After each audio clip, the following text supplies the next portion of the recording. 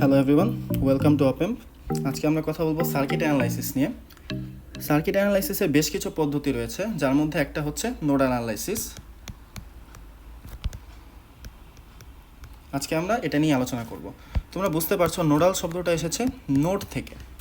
তাহলে প্রথমে আমাদেরকে বুঝতে হবে নোড আসলে কি। নোড হচ্ছে যখন দুই বা তার চেয়ে বেশি সার্কিট ইলেকট্রিক্যাল কম্পোনেন্ট যখন সার্কিটে যুক্ত হয় তখন যে কমন পয়েন্টটা তৈরি হয়, অর্থাৎ একটা কমন পয়েন্টে যখন দুই বা তার চেয়ে বেশি কোনো ইলেকট্রিক্যাল কম্পোনেন্ট যুক্ত হবে সেই পয়েন্টটাকে আমরা বলবো নোড। ইলেকট্রিক্যাল কম্পোনেন্ট যে কোনো কিছু হতে পারে, যেমন একটা রেজিস্টর হতে পারে একটা ক্যাপাসিটর, ইন্ডাক্টর হতে পারে, কিংবা ডিসি ব্যাটারি হতে পারে, যে কোনো কিছু হতে পারে। এখন যখন দুইটা কম্পোনেন্ট এসে যুক্ত হয় তখন আমরা তাকে বলি সিম্পল নোড। ফর এক্সাম্পল, একটা সিম্পল সার্কিট যদি আমরা চিন্তা করি, দেখো এই পয়েন্টটায় একটা রেজিস্টর আর এবং একটা ডিসি ব্যাটারি এসে যুক্ত হয়েছে, অর্থাৎ এইটাকে আমরা বলবো একটা সিম্পল নোড।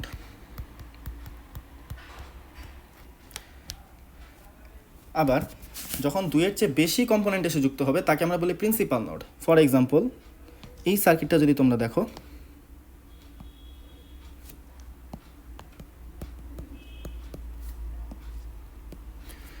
এই পয়েন্টে একটা, দুইটা, তিনটা রেজিস্টর এবং একটা ডিসি সোর্স এসে যুক্ত হয়েছে, অর্থাৎ এই পয়েন্টটাকে আমরা বলবো প্রিন্সিপাল নোড।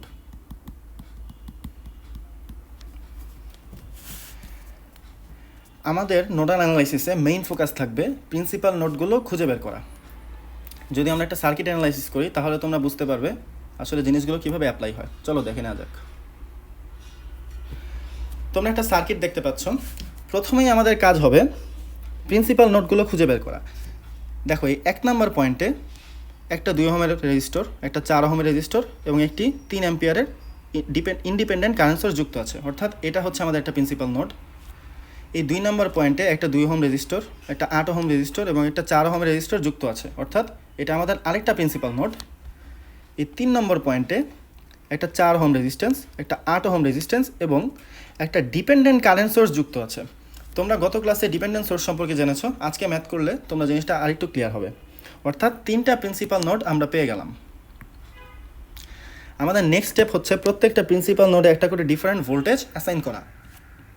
যেমন এই পয়েন্টের ভোল্টেজ আমরা ধরতে পারি V1, এই প্রিন্সিপাল নোডের ভোল্টেজ V2, এই প্রিন্সিপাল নোডের ভোল্টেজ V3।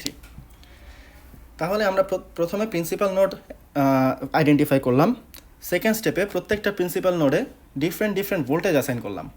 দেন আমাদের কাজ হচ্ছে প্রত্যেকটা প্রিন্সিপাল নোডে KCL অ্যাপ্লাই করা।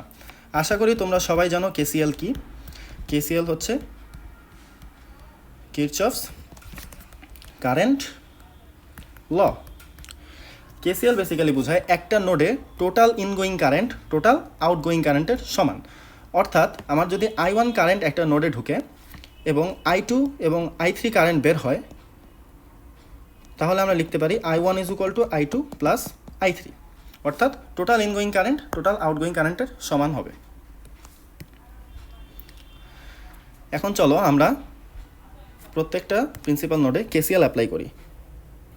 1 নম্বর পয়েন্টে আমরা যদি প্রত্যেকটা ব্রাঞ্চে একটা করে কারেন্ট ধরে নিই, যেমন আমরা যদি ধরি এই ব্রাঞ্চের কারেন্ট I1, এই ব্রাঞ্চের কারেন্ট I2 এবং এই ব্রাঞ্চের কারেন্ট I3, তাহলে KCL অনুযায়ী আমরা লিখতে পারি I1 + I2 + I3 = 0। তোমরা কি বুঝতে পারছো এটা কীভাবে লিখলাম? দেখো আমরা প্রত্যেকটা কারেন্টকে আউটগোয়িং ধরে নিয়েছি, অর্থাৎ টোটাল আউটগোয়িং কারেন্ট হচ্ছে I1 + I2 + I3।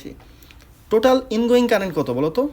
ইনগোয়িং কারেন্ট হচ্ছে 0 এই নোডে, কারণ হচ্ছে কোনো কারেন্ট কিন্তু আমরা ইনগোয়িং ধরি নাই। তার মানে কি আউটগোয়িং কারেন্টের সমষ্টি ইনগোয়িং কারেন্টের সমান, অর্থাৎ I1 + I2 + I3 = 0। এটা আমরা অবশ্যই লিখতে পারি। আশা করি তোমরা এখানে বুঝেছো যে আমরা KCL কীভাবে অ্যাপ্লাই করলাম। এখন দেখো আমরা শুরুতেই কিন্তু ভোল্টেজ অ্যাসাইন করেছিলাম V1, V2 এবং V3, 3টা প্রিন্সিপাল নোডে। তার মানে আমাদের নেক্সট স্টেপ হবে এই কারেন্টগুলোকে ভোল্টেজে কনভার্ট করা, মানে ভোল্টেজ দিয়ে যাতে আমরা ইকুয়েশনটা আনতে পারি। এখন দেখো I1 কারেন্টের জন্য আমরা কি লিখতে পারি? I1 কারেন্টটা হচ্ছে এই ব্রাঞ্চের কারেন্ট, তাই না, যেটা 2 ওহম দিয়ে যাচ্ছে। কারেন্ট হচ্ছে উচ্চ বিভব থেকে নিম্ন বিভবে যায়। তার মানে কি এই পয়েন্ট এবং এই পয়েন্টের যে বিভব পার্থক্য সেটাকে যদি আমরা এই মধ্যবর্তী রেজিস্টর দিয়ে ভাগ করে দিই, রেজিস্ট্যান্স দিয়ে ভাগ করি, তাহলে আমরা কারেন্ট পেয়ে যাব। অর্থাৎ আমরা লিখতে পারি V1 - V2/2।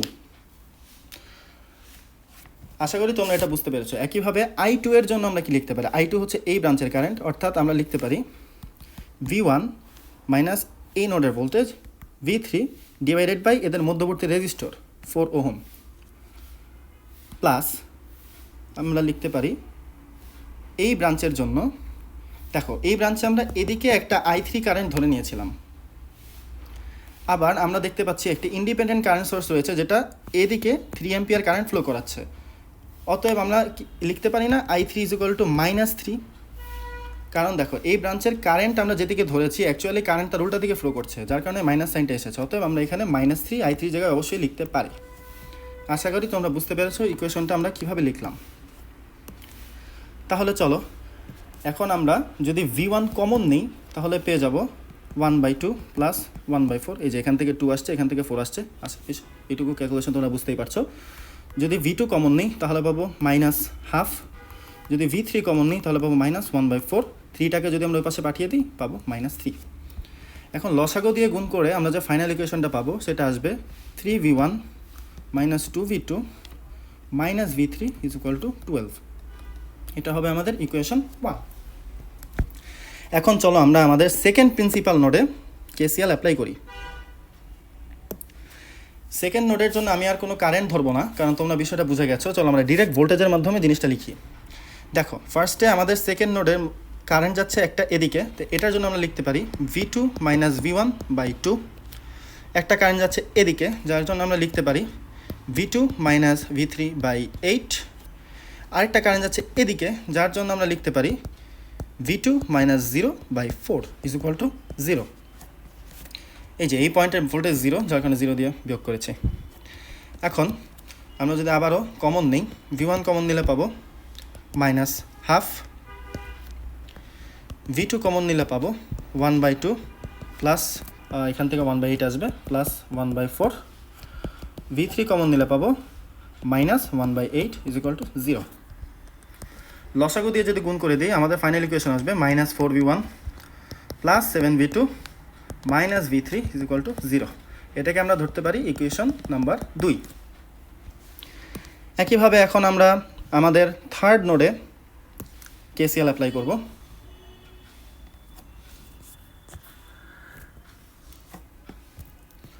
দেখো এই ব্রাঞ্চের জন্য আমরা লিখতে পারি V3 -V1 divided by রেজিস্টরের value হচ্ছে 4 প্লাস এই ব্রাঞ্চের জন্য আমরা লিখতে পারি V3 -V2 ডিভাইডেড বাই 8।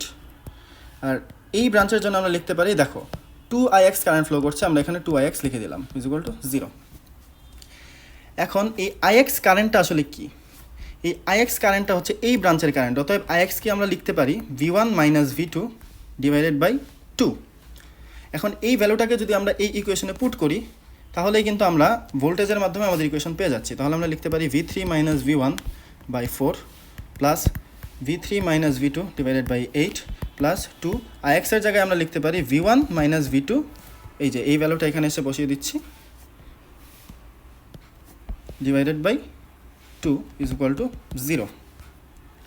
এখান থেকে আমাদের ফাইনাল ইকুয়েশনটা আসবে